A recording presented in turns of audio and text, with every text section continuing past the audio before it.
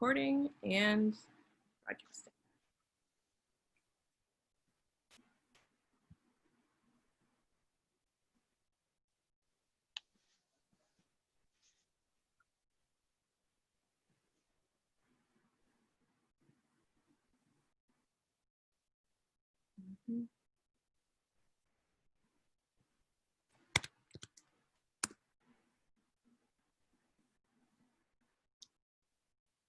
All right, good evening. Welcome to tonight's live online author event with Greenlight Bookstore. I'm Jessica, I'm one of the owners of the store, and we're excited to host tonight's event with Jia Lynn Yang, presenting her new book, One Mighty and Irresistible Tide, The Epic Struggle Over American Immigration, 1924 to 1965. She's going to be talking with Michael Luo, so you are in for an excellent evening. Before we start, I just want to say a huge thanks to everybody for making this happen, to Michael and to Jia, to the publishers for helping set this up, and to all of you for being here. Greenlight storefronts are currently still closed, but our community is still here, and it means so much to us to be able to gather with you in this way. Just a couple of housekeeping things. Because we're in a webinar, you can see and hear the speakers, but they can't see and hear you, but we can see your name, so we know you're here. You can use the chat feature for comments. If you want to just say hi or comment that something was really great, feel free to type that there. If you have a specific question that you'd like to ask for the author, please use the Q&A icon. You'll see that on your screen, and you can type your question in there. You can even upvote other people's questions if you see something that you'd really like to get asked, and let those float to the top. We'll be doing the Q&A towards the end of the event tonight. We are recording tonight's event, so look for video or audio versions on our website and social media channels later on. And very importantly, tonight's featured book, One Mighty and Irresistible Tide, is available for sale from greenlightbookstore.com. We're working with our supplier warehouse for fast direct-to-home shipping, so if you care about supporting the careers of authors and the ongoing existence of independent bookstores, buying tonight's featured book is a great way to show your support. We're offering 15% off on the book when you purchase it from Greenlight's website this week, so I'll be pasting the buy link and the coupon code in the chat, so take a look for those.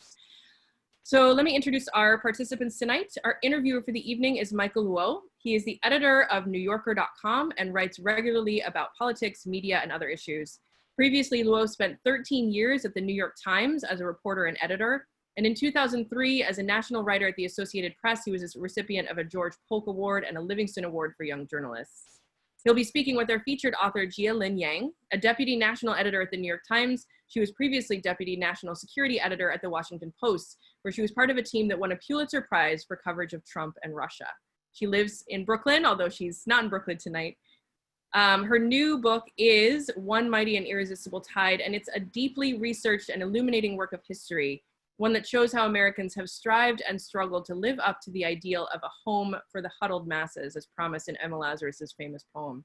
So Jia and Michael are going to be talking about the book and then taking some questions from you folks. So Michael and Jia, please take it away. So great to be here virtually with you, Jia Lynn. So why don't we start with I get the feeling that there's a distinctly personal story behind the origins of your book. You write in the acknowledgements that the idea for this book began in a lark in early 2016 when you had a few hours to kill before a flight at Austin International Airport, and you ducked into the LBJ library. And it says here in a quote from your acknowledgments, it was, and as I walked through a room devoted to cataloging Johnson's Great Society accomplishments, I was struck by a law that I'd never heard of, one that I suspected was intimately connected with my family. And that law, of course, is the Immigration and Nationality Act of 1965, which transformed the face of this country. Brought your family, I take it, here, and mine as well. Can you just tell us about the personal odyssey that started this book? Yeah, so it's wonderful to be here with all of you this evening, and I'm just so grateful for the chance to still talk about my book amidst all this pandemic. So the book started, with a visit to the LBJ Museum, because I long really loved reading and hearing about the history of the 1960s, the Civil Rights Movement. And I was struck by the description of the law because it mentions in the museum that it helps explain why there's so many Asian Americans in this country. And I started wondering, maybe my family is connected to this somehow. And for me, and I don't know for those of you in the audience, when you hear your family story of immigration, over time, it becomes a very kind of pat story. It's sort of, bridged down to, for me, my family in 1949, in China, my family fled Shanghai to go to Taiwan. And then in the 70s, my parents came here for their education. And then, we were here and they settled in Northern Virginia, which is where I'm sitting right now. I was born and raised in Virginia, and like that was the whole story. And once I learned about the law, it became clear. I began to think, like it could have been otherwise, right? It wasn't ever a given in a way that we were going to be here. And that's probably true of many families I know. Growing up in Northern Virginia, a very diverse corner of the country where friends of mine, their families are from Iran, Afghanistan, Poland, really all over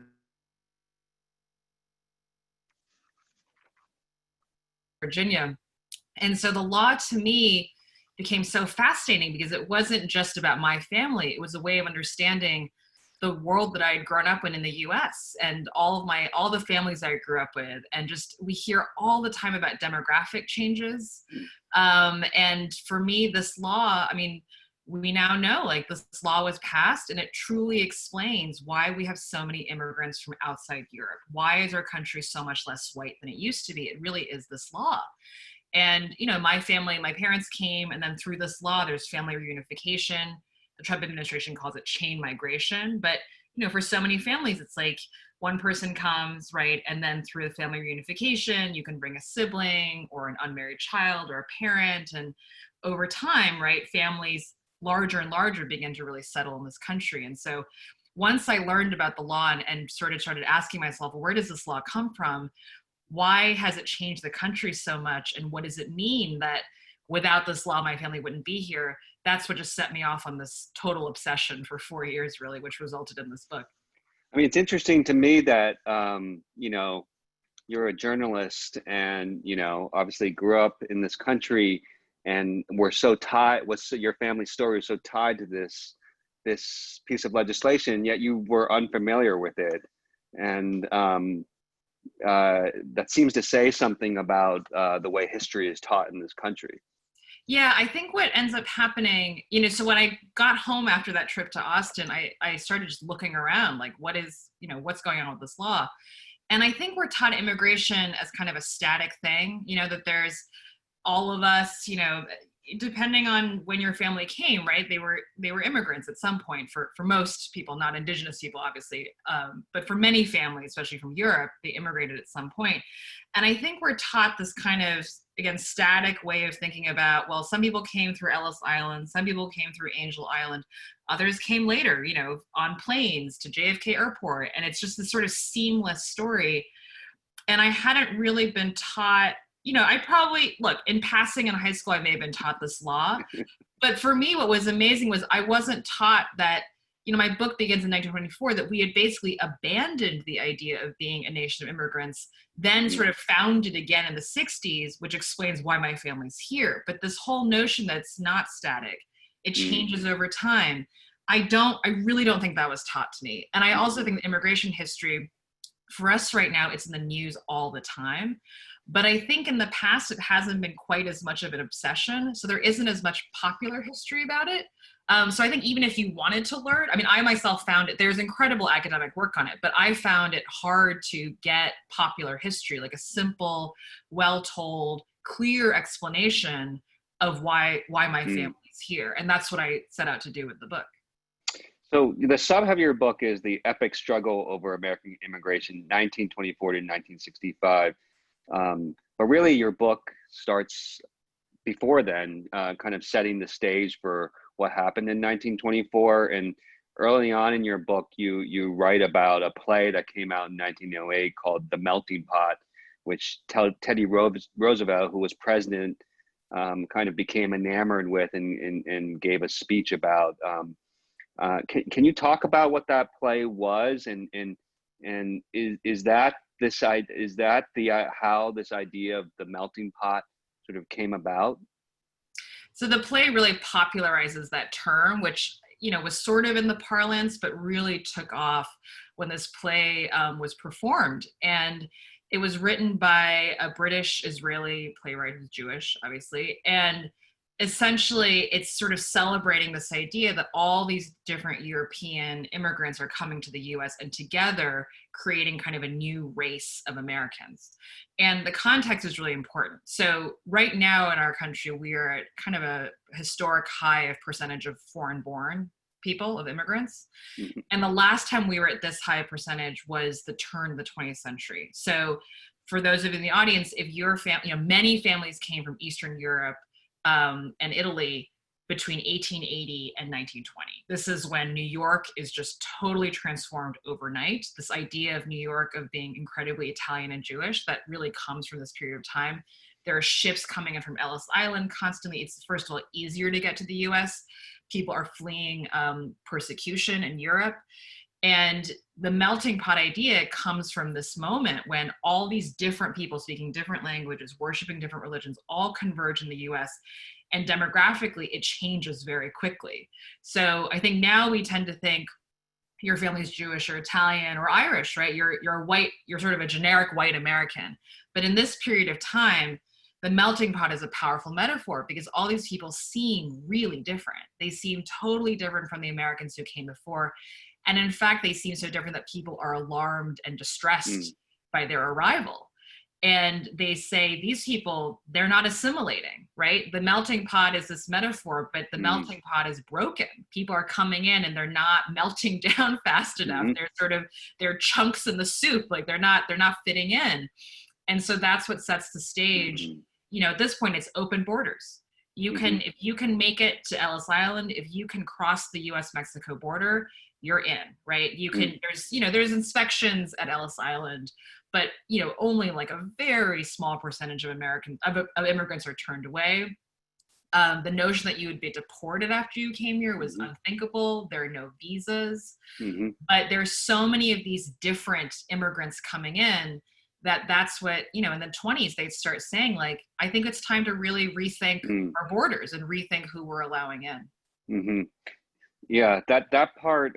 So you had this line about the basically wrapping up that section about the melting pot. A democracy built on cultural submission was not truly tolerant, nor was it stable. In time, the melting pot would crack, and I guess it's in the 1920s that it really started to crack. And it's really interesting because the 20s, you think of like the jazz age and flapper dresses, and actually reading your book, I realized like what an ugly time in America it really was. Can you describe what was happening in the country during that decade? And I had no idea that this was when the Ku Klux Klan reemerged in kind of a different form than it was in after the Civil War. Yeah, the 20s for me are really fascinating and disturbing historic analogy to where we are now. And once I start describing it, you'll sort of begin to see the parallel. So there's the Spanish flu, right? Which for us, unfortunately now is a newly kind of resonant way in which we're sort of like that period of time. The country is coming out of World War I, which in my mind, sort of one analogy is a little bit like the Iraq War. It's a war that everyone sort of gets behind with this moral fervor, but the kind of underpinnings for it, the justification just sort of begins to seem really hollow. And so this is a time when the country goes really kind of isolationist and nationalist. And there's people, they're not literally saying make America great again, but there's a lot of talk about 100% Americanism. Let's get back to just being Americans. And so in this context of isolationism, the KKK is resurgent. It's a kind of almost a different organization with the same iconography. This time they're about enforcing, they're not just anti-Black, they're anti-Catholic, they're anti-Jewish. And so it's all about, again, enforcing this very kind of white Anglo-Saxon Protestant version of being American. And so in that context, you're seeing, right, they see all these Jews and Italians and coming in, and people are thinking, oh my gosh, we've got to get back to the heart of sort of this white ethnic America that we're letting sort of get out of hand. And so they begin to talk about restricting immigration. And so out of this kind of ugly stew nationalism and xenophobia. There's also, fear of communism is there's a big red scare happening right now. They begin to really think about, let's cut off immigration. We can't allow all these different people to come anymore, and we're going to have to get strict about quotas. People need to have visas.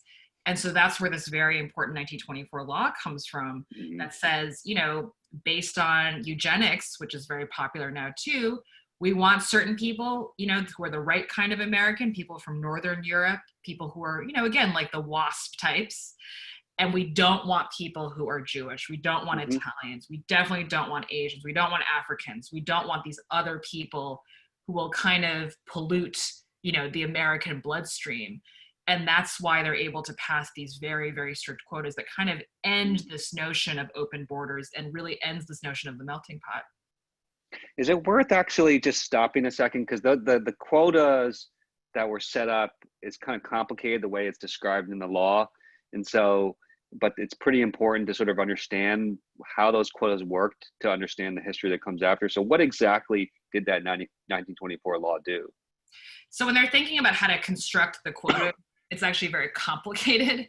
And essentially they pick as a basic formula, they kind of think to themselves, well, we've let in so many Jews and Italians, so clearly we've already sort of let it get out of control. What if we sort of turn the clock back to kind of the earlier times, right? Before there were so many different people in our midst.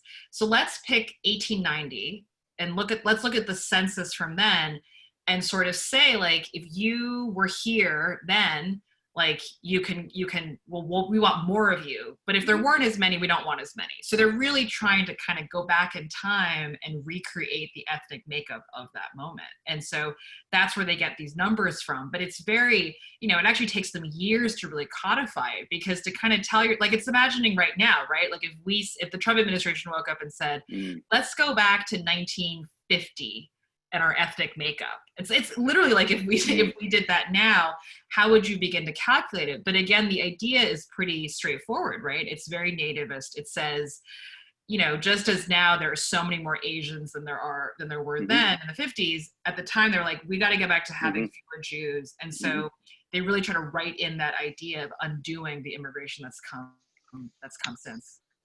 And should we actually stop a sec? Because what was the deal with the Asians at this point?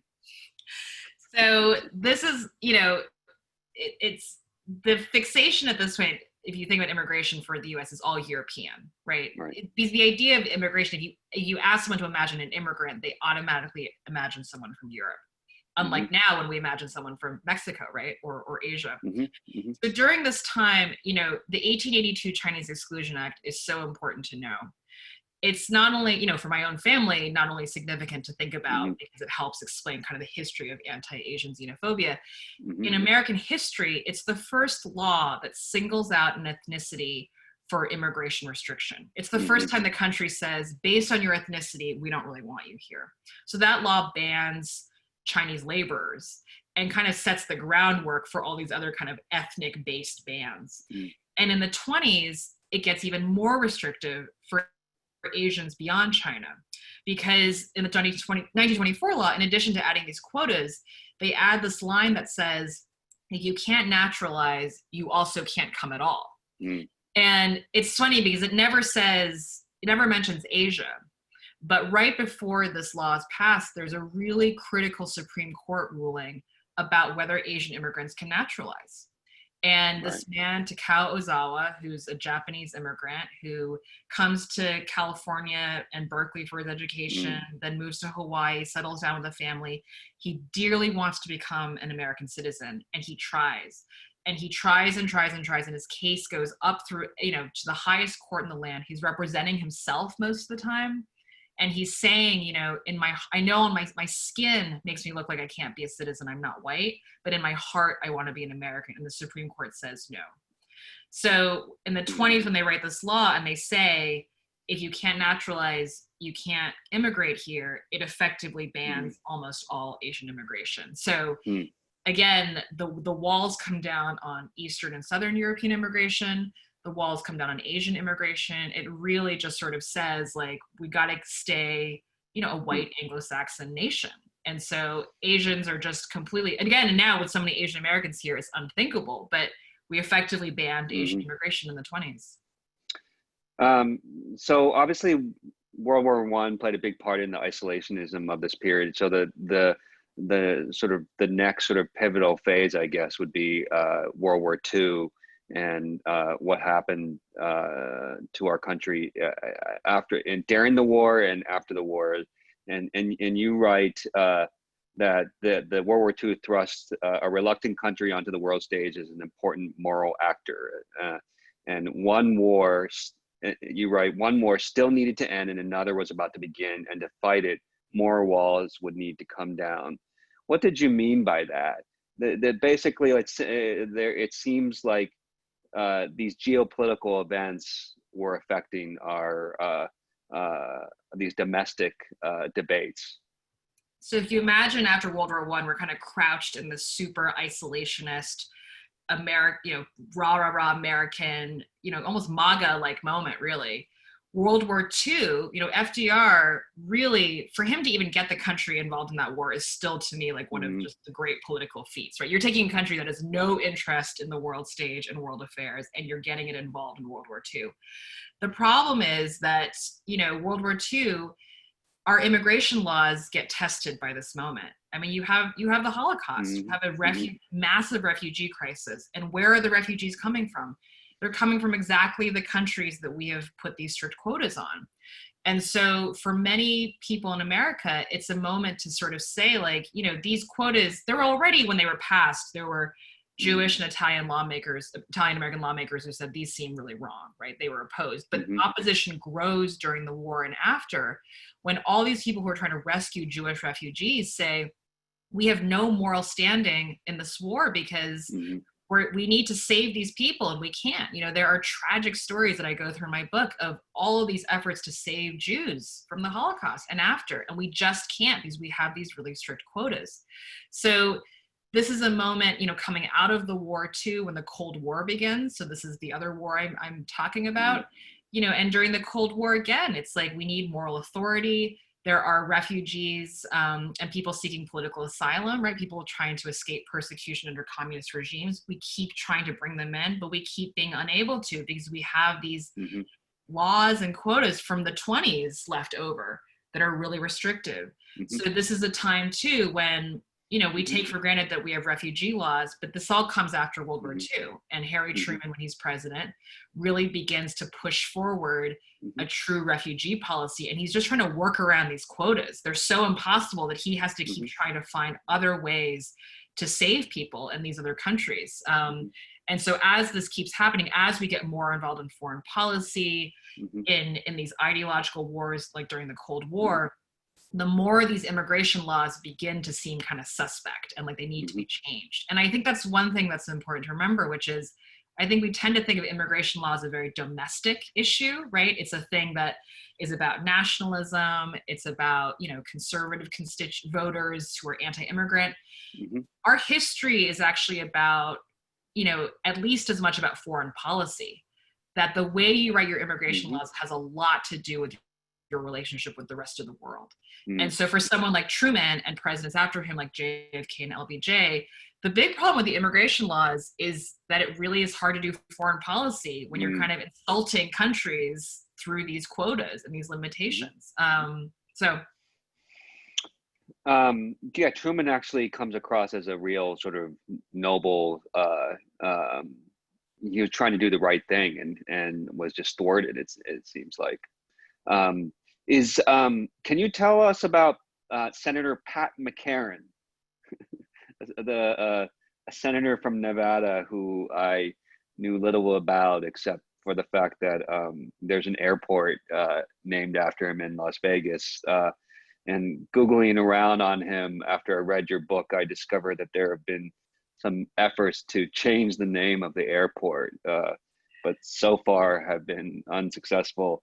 Maybe something will happen now in the midst of what's going on right now. So you have this line about him in your book: in the annals of the Senate, few lawmakers have matched Mccarran's talent for amassing and then abusing power. So what role does he play in the story of immigration in our country? He's incredibly powerful in this history because it's all about controlling these committees, you know. So when you're thinking, it's still true in Congress now. And Pat Mccarran is so powerful because he's running, you know, he's overseeing immigration policies of the Senate Judiciary Committee, and he's running the subcommittee on immigration. So he's everything dealing with immigration has to go through him. And he's fascinating because he himself is the son of Irish Catholic immigrants. And he ends up being very, very anti-immigrant. And throughout my book, you know, there are many instances of people who are the children of immigrants. Maybe they came when they were very young from another country, and they turn out to be anti-immigrant. And I think that's kind of confusing. And Pat Mccarran is one example. You still see that now in American politics. I mean, there are plenty of immigrants. I think we assume that immigrants are always pro-immigration, but you know, that's not true now, and it hasn't been true in the past. Pat Mccarran becomes anti-immigrant because, you know, he's really Catholic. He's very conservative. This is the height of McCarthyism in the 50s. That's when he's really at the peak of his power. And he's very suspicious of radicals and subversives. And this is a time when people view Jewish immigrants as being more likely to be radical, more likely to be coming in and potentially becoming spies. And so that's how his anti-immigration kind of bent comes from. It comes with the flavor of McCarthyism. It says, like, we don't want immigrants because they might become, you know, enemies from within. And so in the 50s, you know, they have this huge push to overhaul the immigration system, which it's kind of like now, right? Like they make a push every several years. It's just so hard to do. And so in 52, it's the first time since the 20s they've really tried to get their arms around it. But Pat Mccarran is in charge of the whole thing. He's running the committee. And he really blocks every effort to change the quotas, right? After the war, everyone's saying, you know, during the Holocaust, we couldn't let people, we've got to change these quotas. And he says, no way, you know, we have to keep spies out, radicals out. He's he loves Franco in Spain. He's just, you know, he's so anti-communist that he loves Franco, who he views as like a big ally.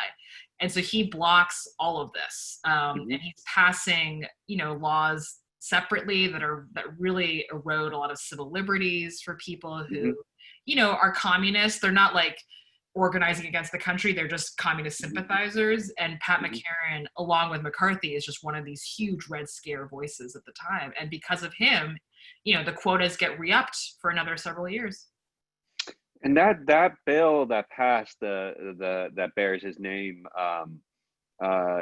one of the interesting things is that you write about is that one of the reasons it passed was that there was a kind of a splintering of the immigrant sort of community, and that the Japanese American Citizens League actually lobbied for the bill, which was actually, I thought, like a really interesting sort of footnote in that. So what was that about? So it's really interesting and quite sad. So as I was saying about, you know, restrictions on age and immigration, right? So at this point, 1952, if you are a Japanese immigrant, if you're a Korean immigrant, you cannot naturalize, right? There's a Supreme Court saying you're not white, so you can't become a citizen. And you know, during World War II, of course, the Japanese American community experiences this enormous tragedy where they're shuffled off to these military barracks with no proof that they are disloyal Americans. And this is so upsetting that there is a cohort of Japanese Americans who begin to kind of organize around proving that they're loyal Americans. And, you know, I think for Asian Americans, this is just such an important parable for us.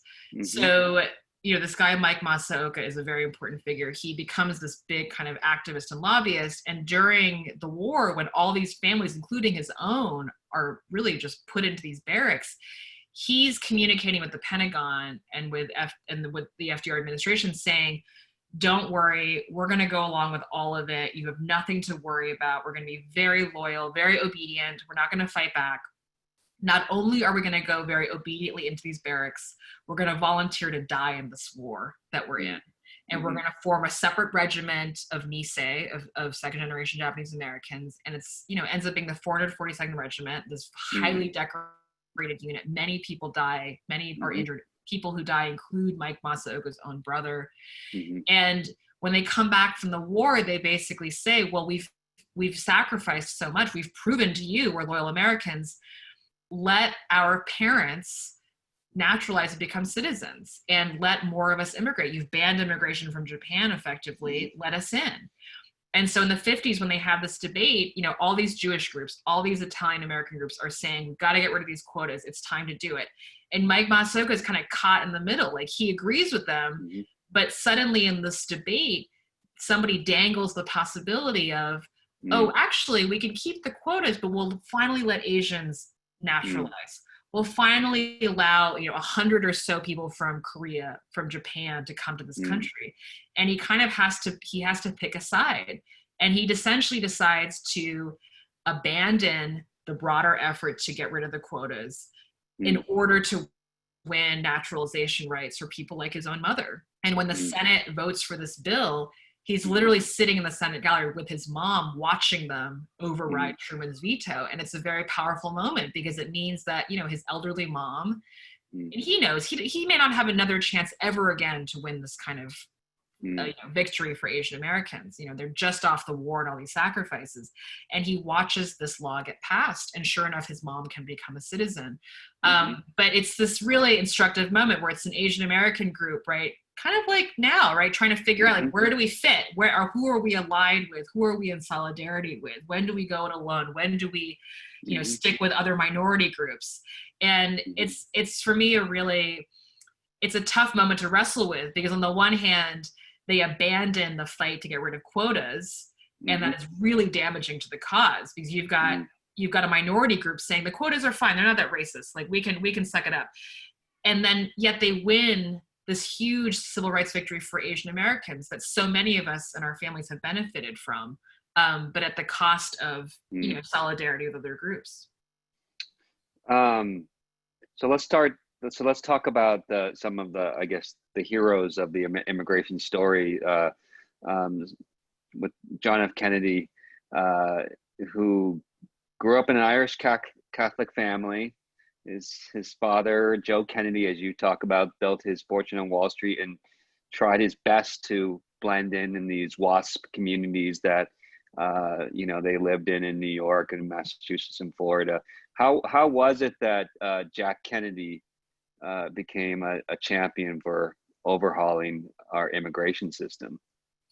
I just got really obsessed with the Kennedy family. I mean, they're so dramatic anyway, but I just, you know, he's growing up and he's incredibly waspy, right? When you think about the Kennedy family, right? I see them like wearing beautiful clothes, tanned on a sailboat somewhere, and just really kind of like the ultimate WASP American dream and icons. And yet the family comes from really like the Irish ghettos in Boston, both sides of his family.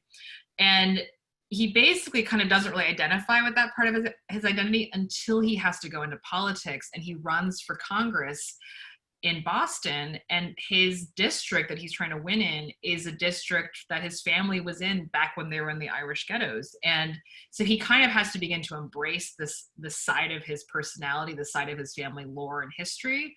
And over time, he gets more and more into this idea of changing immigration laws, because he has to win in these, you know, Massachusetts at this time is a state with one of the highest percentages of immigrants. So he has to win them over. And the fastest way to do that is to be more liberal in immigration. So he begins to embrace this cause, and he writes this pamphlet that the Anti-Defamation League invites him to write called A Nation of Immigrants.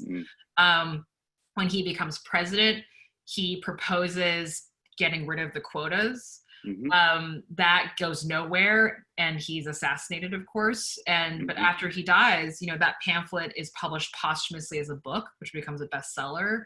And when LBJ becomes president, he basically picks up the mantle of what JFK has done. But I just find it extraordinary that the Kennedys, right, have no interest in being associated with sort of grimy immigrants in their view, but they end up having to embrace this cause. And Teddy Kennedy does later too, because they have to win politically. I think, that's my interpretation. It's like, it's clearly strategic. Otherwise they wouldn't have done it. But JFK sort of lends his family's charisma to this cause, and it really helps pass the 65 law later. So you alluded to how Lyndon Johnson essentially picked up the Kennedy's agenda and sort of the legislative mantle, and he was the one who drove the passage of the Immigration Act of 1965, and you should tell us exactly what was in that piece of legislation. But the thing that I'm wondering about for Johnson is from all your reading on him, was this something of genuine conviction for him? I mean, he's like from this small town in Texas, or was this sort of just him being incredibly ambitious and needing a legislative something to hang his legacy on? He's a very complex person. I mean, unlike almost everyone else in my book, he doesn't himself, he's not, the son of immigrants. He doesn't have an obvious connection to a story of immigration in his family. But he is somebody, after he graduates from Teachers College in Texas, he teaches Mexican American children. And during World War II, he actually does get involved in interceding on behalf of some Jewish families that are trying to save family members in Europe, and he gets involved in some of their fights. So he's aware of immigration.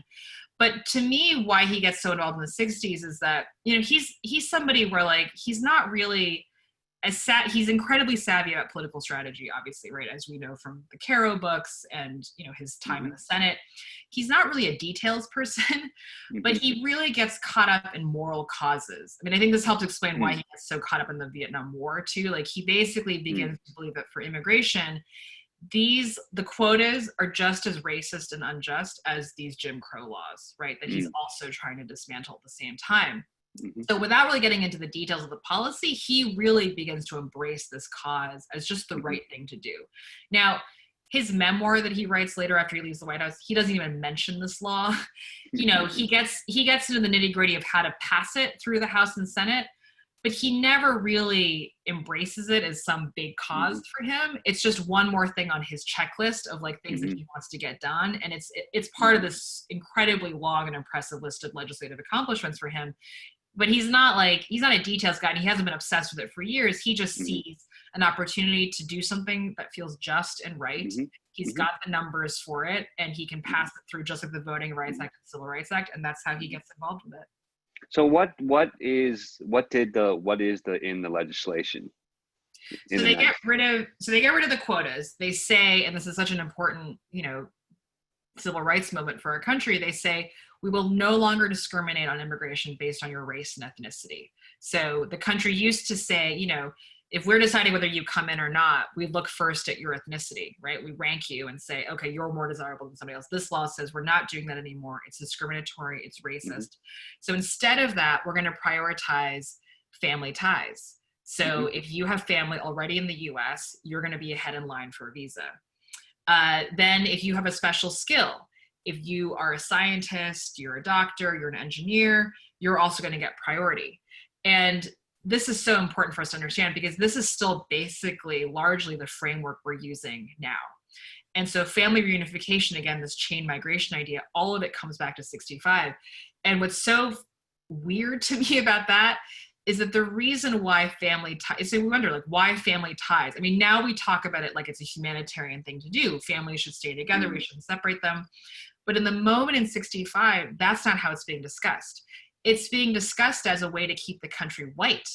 And the reason is that, so when they're looking at the country, right, in 65, there aren't many Asians around. There aren't people from the Middle East, and there aren't many from Latin America. Again, mostly European. And so these nativists, these people who are kind of nervous about getting rid of the quotas, they think, well, actually a way to keep the country white is to say, if you're already here, you get to bring family in, and so you get priorities. So if we already are a white country, it stands to reason that if we have family ties as a priority, it'll keep the country more white. What they don't realize is the future of immigration in America is not going to be European. It's going to be the rest of the world. And so they just, they do this to keep the country white, but it actually backfires. And now you have people like Stephen Miller trying to undo all of that. But in the moment, it was not, it wasn't sold as a humanitarian thing for non-Europeans. It was really a way to preserve, again, that white ethnic identity, because as my book shows, that's what immigration policy was about. It was always about ethnicity. It was always about, are we a white country? How do we keep it white? Mm-hmm. And so in 65, they don't mean, they want to get rid of these racist quotas, but they don't mean to unleash all this immigration from outside Europe the way that we have now. It was just a profound miscalculation. I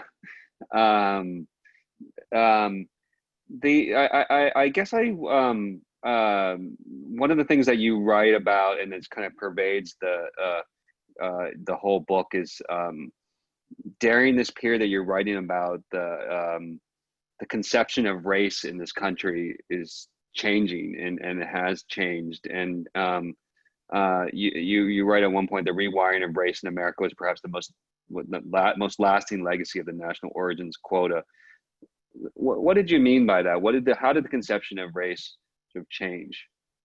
So when they passed in the 20s, as I was describing before, if you saw someone, if you were native born American and you saw someone who was Italian or Jewish, you assumed that they were not white. They seemed different, right?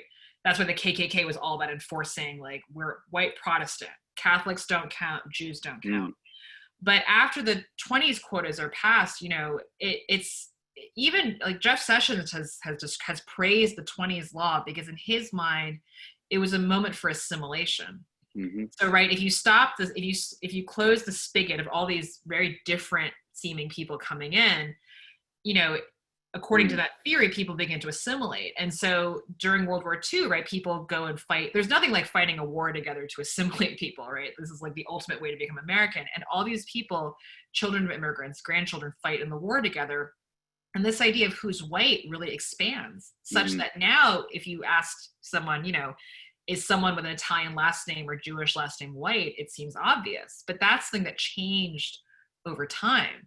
And even the concept, even these words we're using about race, again, in the 20s, race was more kind of like what we consider ethnicity now. So people talked about the Hebrew race, the Italian race, the Chinese race. And now we think about ethnicity, but these categories are always changing. I think that's the thing that we have to think about, right? As we think about our own country right now, like, whiteness isn't a static thing. Who counts as black or brown changes over time. And of course, now our picture is so much more complicated than it was in the 20s because we have people from all over the world. We're not just talking about a European melting pot. We're talking about people from, imagine Queens, right?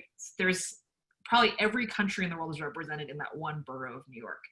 And so this whole racial map of our diversity, of who's here, has just dramatically changed. And that story of assimilation that we tell ourselves from, the Jews and Italians, the Germans, the Irish Catholic, we're still figuring out what that picture is for us, right? Because it's such a wider pool of people coming. It's not just Europeans, it's everybody else. So what does assimilation look like if you're from Saudi Arabia or China or South Korea or India or Nigeria, right? And I think that's what we're kind of grappling with now.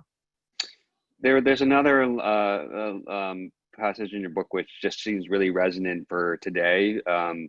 You write that the immigrant experience was not only different from the Black experience, it was often defined against it. To climb the social ladder as an immigrant was to increase one's social distance from Black America and gain acceptance in a broader swath of white society. That seems really important to understanding how immigrants fit into this broader conversation that's going on in this country right now about race. Do you have sort of thoughts informed from the research of your book of how me and you, other immigrants aren't Black or white, fit in this conversation that's going on right now? For me, the book was also really personally important because it became a way to explain why, as an Asian American, I always feel kind of out of place in lots of ways within our own country's history. I was reading a lot of civil rights history, I think, trying to think about, like, what have I inherited? What does it mean to be a child of immigrants in this country if you're not Black or white, right? Like, what history do I latch onto? What history have I inherited? And I think I kept trying to kind of attach myself and my family to the civil rights movement, which makes sense, right? Because that is a movement fundamentally about racial equality. I think the book and the research kind of helped me think through more broadly what that quest for racial equality looks like. It's not only about Black civil rights, it's about immigrant rights too. It's about people who come here and aren't accepted as quote unquote American, and how they sort of begin to become part of this American fabric. Now, I think when you begin to realize just how many more Asian Americans there are here than there were before, you realize kind of the scale of the project before us. Because unlike other Americans who've been here longer, we don't really have a received way of imagining what it means to be American for us, right? We can't really use the melting pot analogy because that was an analogy rooted in European immigration. We don't have a model for this. It's new. And so for me, when I think about like, why do I feel like I don't fit, or like, what am I doing here? It's not me. It's just a fact. There have never been this many Asian Americans in this country, not even close, right? We're at a complete historic high. And not only that, once you see the history, and I mean, what I was saying before about how the people who passed the 65 law didn't intend to make the country so racially diverse, once you see that that wasn't the intention, for me, that tells me there's a lot of unfinished political work to really justify why we're here. Because a Steve Bannon, a Stephen Miller, a Jeff Sessions can easily say, that 65 law, that was all a mistake. We never meant to have all these Asians here. And so all we got to do is undo it, right? It was all a mistake. It was all a misunderstanding. You're here now and, you know, we'll make do with you. But for the future, we can't keep doing that. And what is the argument against that, right? What do we say to that as a community? And it's still fundamentally about our democracy. I mean, I think the fight we're seeing in our streets now is all about full participation in American democracy, who counts and who doesn't. And I think the story of immigrants trying to make themselves count, whether you're from Europe, whether you're Jewish, whether you're Asian, whether you're from the Middle East, is all part of that same story as this Black civil rights movement about full participation in this country. And are we a country predicated on race and ethnicity, or about deeper values? And so I think, you know, for me, the book, I hope for readers too, like, it's helped me kind of make sense of that, because I think it can be hard when you're not white or Black to figure out like where you fit. But I think for me, once I learned this political history of why my family was here, it became clear that these fights are intimately connected, right? Even if the people who fought for 65 didn't literally intend for my giant Chinese family to be here, they were fighting about basic principles about against racism, you know, and for racial justice. And this is in many ways the same story. And so I think when you know that history, it becomes easier to link these things together and to feel less like kind of an outsider. I should probably say now that we can take questions from the audience, and I'm probably overdue in asking for that. Let me, there's a couple here now. So let me ask, let me take some of these, and if others have questions, please do use the Q&A button. Let's see here. This is from Kristen. She says, I'm interested in the rhetoric of nostalgia behind the 1924 Immigration Act that you're describing. Seems to be parallel to the Make America Great Again rhetoric we're hearing now. I think you alluded to that. What do you make of this? Is that a fair parallel to draw? Is there anything you learned about our moment now from looking back at the motivations behind the 1924 Act? It's such an important historic analogy because that's literally how Stephen Miller and Jeff think about it. So you see it in bits and pieces. They never come out and say it that clearly, but you know, there's two interesting pieces of evidence. One is the Southern, I think Southern Poverty Law Center or ADL or somebody dug up some emails from Stephen Miller where he talks about 24 and he praises it, you know, and he basically says 65 was a mistake. Same with Jeff Sessions. So when we think about what the Trump administration is trying to do, it is, if the way that they are hearkening back to 24 is really fundamentally important to grasp for what's at stake, because 24 is as clear-throated an expression of white nationalism as this country has ever done. I mean, this is just factually what it was. So much so that Hitler, after the 24 laws passed, sees the law and praises it. I mean, he says there is a country that knows how to keep its racial purity in check, right? It's a country that saw all these Jews and people coming in and sort of, you know, polluting, in his mind, of course, the national bloodstream. And now they're asserting what they are racially in a very powerful way through their immigration laws. And so, you know, that's what's, I mean, I don't know how else to put it. It's like if you praise 24 and you think of that as your touchstone, you're praising a law that is about white nationalism. That's saying America is white and Protestant and it's got to stay that way. And if you want to go back to that, that's the vision that you're modeling yourself on, quite simply. So this is a very short question from Susan here, but and it's very simplistic here, but I think there's a good point to be made. So why is white ruling America so afraid of people of color in different religions?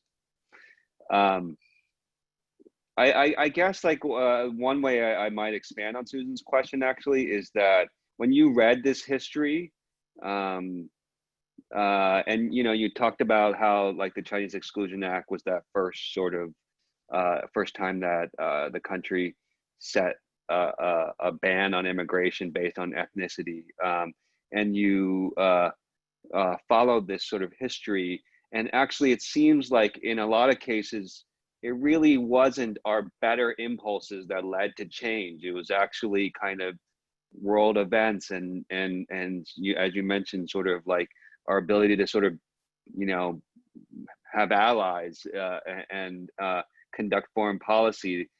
And it actually, I guess like to elaborate on Susan's question is like, were you shaken by your understanding of America and who we are when you studied this history? I was, because it made clear just how much historically we've defined ourselves as a white nation. Putting it very simply, I mean, this is, the debates are always around, you know, who are we? And the easiest answer that people come up with, I mean, this is one way to put it too. In the 20s, I think it's easy to imagine that people in the past were just racist, and you know, they if someone had just called them out on it, it would have been obvious. In the 20s, these people who passed the law were called racist, and their defense, I think, is one that we still hear today, and that is, you know, very powerful for a lot of people, which is, I'm not racist. I'm not saying that whites are better than anybody else. I'm just saying this country's intrinsic nature is to be white, Anglo-Saxon, Protestant. And so I'm just trying to preserve that, you know, that element, that fundamental American character. And just as any country has any right to do that, I mean, this comes up in 65. This is a defense. When people are opposing this law, they're saying like, what's wrong with determining for yourself that your country is only going to take in so many people from other countries? Like, what's so, and plenty of other countries, right, do their immigration policies like this. Like, why are we so worried about foreigners, and why are we taking in all these people? And so I do think there's a way in which that argument is very powerful for people. And it's one that if you believe in this country as being pluralist, if you believe in it being a place where people from all over the world keep coming in, you have to construct an argument that opposes that, right? Because those people know that you're going to call them racist, right? So it's about, I think, articulating a different model of nationalism, right? It's like, if it's not going to be about ethnicity and race, what are the fundamental values that we're going to build our country around that transcend the color of your skin? And I think that's kind of what people are working out in the streets right now too, right? Like, how do we have a country where if you're not white, you still have a chance to really make it, in which you're still treated as equal? You know, in terms of why people, you know, reject outsiders, I think change is just hard for people to grapple with, right? So you can imagine, like, you know, if you have your neighborhood, right? Imagine being in New York in 1880 and like suddenly all these people are coming and you don't feel like you know who they are. And I think that can just sort of threaten people. I don't mean to defend it, but I just think if you're going to allow this many immigrants as a society, you also have to think about, okay, what is assimilation, right? Like, are we going to integrate these people in some way? What does that mean? Do they have to learn English? Like, does that matter to us? I don't know. You know, do they have to naturalize? Do they have to vote? Like, how do we make them part of our community? And I think actually right now, I suspect as a country, we don't do enough of that thinking, right? We have all these people who are undocumented. We have people on temporary work visas. Like, we don't really, I don't think, have a clear sense of how to integrate everybody and say, okay, you're here. We want you to be a part of this project. This is what it entails. You know, you don't have to be white to be part of it, but here are the civic values and the expectations we have of you to be a part of this, you know, great American project. And I think when you don't do that work, you know, if the economy goes south, if things get unstable, it's so easy for people to scapegoat and blame immigrants, and blame people who seem different, as we've seen in history across the world, right? It gets very dangerous. And I think that's why you see anti-Asian xenophobia now too. So I don't know, I think there's a lot of work to be done to actually deal with these questions of assimilation and integration into our world. This is a question about the model minority myth, which you don't actually directly talk about in your history, but it's obviously part of it. And so there's a question from Angela. Can you speak about the creation of the model minority myth and how it shaped Asian immigration and Asian American identity? I think the most important thing to know about it is that, you know, you have to think to yourself in terms of Asian stereotypes, right? They're so different across American history. When the Exclusion Act was passed in the 1880s, the stereotype of Chinese Americans was they're dirty people who are unskilled and just laborers and sort of like the lowest rung of the economic and socioeconomic ladder. And yet, how is it now that the stereotype is you're highly educated doctors, engineers, scientists?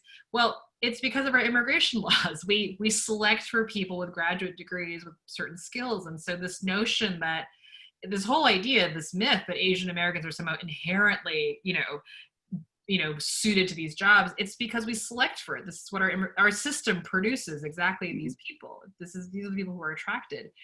And so the myth, emerges, very much as a foil for Black America, right? It's used as like a cudgel against Black Americans to say, like, look at these minorities, they're doing so great. Like, how to explain, the dysfunction for other minority groups. And, the media participates in this story. I think the Times itself actually ran, I think, kind of the earliest and kind of worst, most egregious piece about model minorities. I think it's a piece about, Japanese Americans and how obedient and great they are, and they're such models.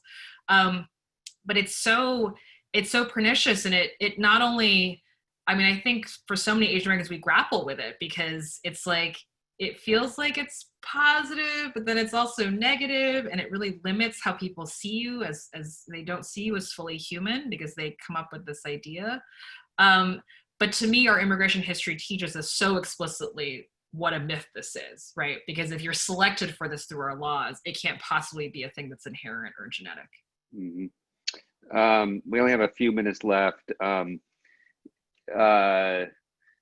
What is the biggest thing?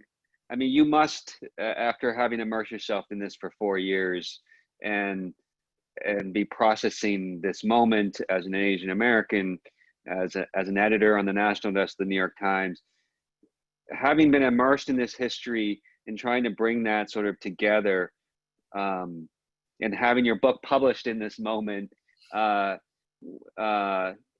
during a pandemic, when we're seeing a resurgence in anti-Asian discrimination and bias, and then obviously in this moment of trying to figure out where Asian Americans fit in this conversation, and other immigrants sort of fit into this conversation. What is the main thing from history that you would want people to get from your book in this moment? I think it's, for me, the most powerful idea that I'm still wrestling with now, and I think I will for many years to come, is how contingent all of it is. I think if you study history enough, you just learn everything is contingent, right? Nothing was sort of a given that it was going to turn out a certain way. And I think when we think about immigration, it's so important to think about it that way. Because depending on the laws that were on the books in this country when your family came, that's what decided whether you got to come here, right? I mean, certainly it's your fortitude, it's your willingness to work hard, it's whether you survive the journey here, certainly. But the reason that I'm here versus somebody else is I just, after learning the history, it's not because I'm somehow inherently superior or my family deserves to be here. We have these papers that were given to us because the laws and the books led to us having the papers, but the papers are just papers, right? They're just the result of this political history, these laws that were written. And I think, for me, like if you read Hannah Arendt, right? If you want to really terrify yourself, you can read Origins of Authoritarianism, which was very popular in 2016 after Trump's election, and I think is worth reading again, because she talks about becoming a stateless refugee. She talks about being a German Jew who overnight loses her citizenship. And for me, that is such a haunting historic example, not only because it's the Holocaust and, just one of the great horrors in human history, but because it's about papers. It's about legal status. It's about the way that some days your papers mean something to your government, other days the papers might not. And there's no reason that someone can't come and say, your papers don't mean anything anymore, right? The way they did to German Jews in the Hannah Arendt's family, like those papers you're not a citizen anymore. Just as sometimes they say your family can come, your family can't come. So we get caught up in these categories of legal and illegal and these papers. But I would argue that once you see the history, once you see how contingent all of it is, you begin to see that it's really just papers.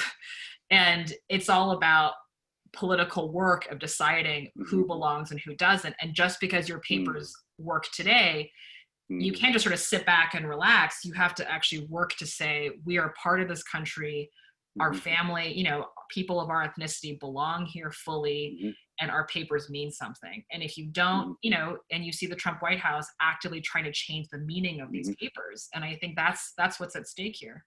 Do you, we talked about how it was actually diplomacy and geopolitical things that led to change. And obviously during the Trump administration, we're seeing sort of kind of America go its own way. And so there doesn't really seem sort of some sort of outside event or outside pressure in terms of our sort of desire to build better ties, improve our ties with other countries is going to lead us out of this. Do you have, in this sort of moment of where Stephen Miller is obviously working to, close every door,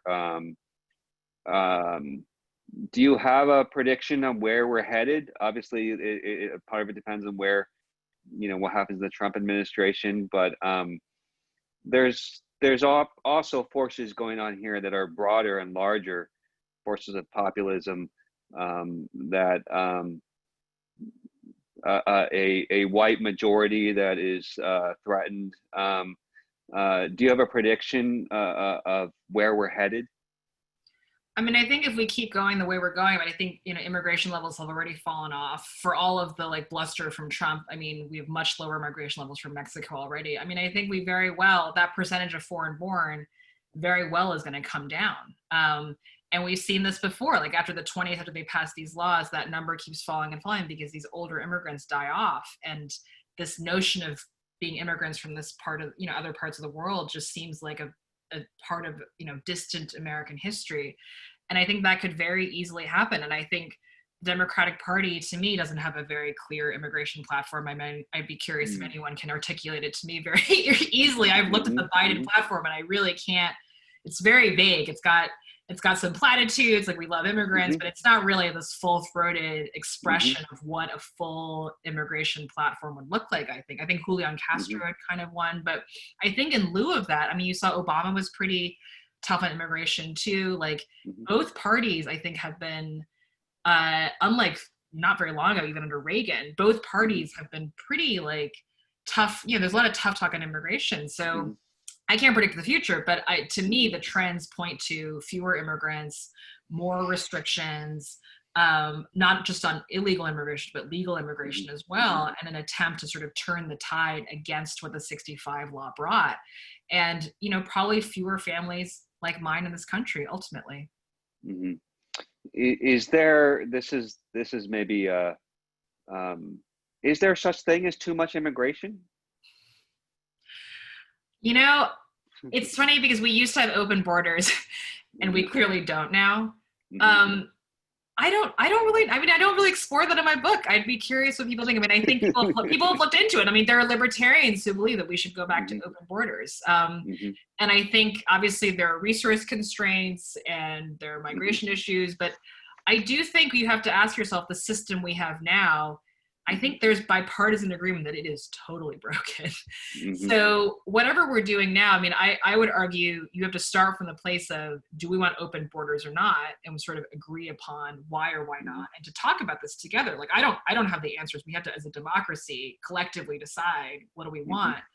And if you decide you don't want them, which is where we are now, of course, you have very hard questions to answer about who comes in and who doesn't. And I don't think those questions are easy, right? Like, you're choosing, in some cases, life or death for people and their families. So, I mean, maybe we can take in more, maybe we can't, but I think that the left and the Democratic Party easily gets into kind of almost like they turn immigrants into mascots. Like, we love immigrants, we want them here, but then it's like, well, how many, right? How many do we want? How many can we take? Is this question you're asking, is there a limit to how many?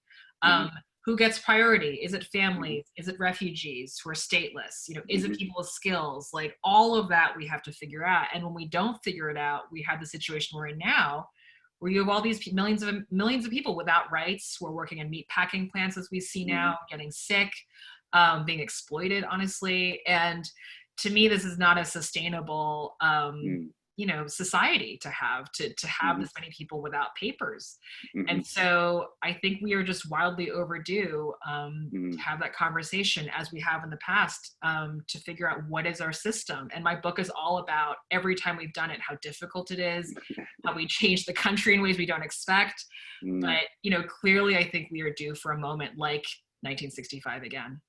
Wow. I think we are over time. So if no one is telling me to stop, or is somebody telling me to stop? I didn't want to interrupt the flow of the conversation. You guys were getting to some really good stuff at the end, but thank you so much, Jia and Michael, for this great conversation. So much interesting research, and we really appreciate you bringing it to all of us today.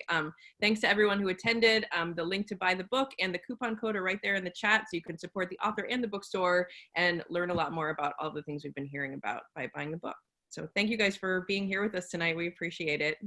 Thank you so much for having us. Have a good night, everyone. Have a good night.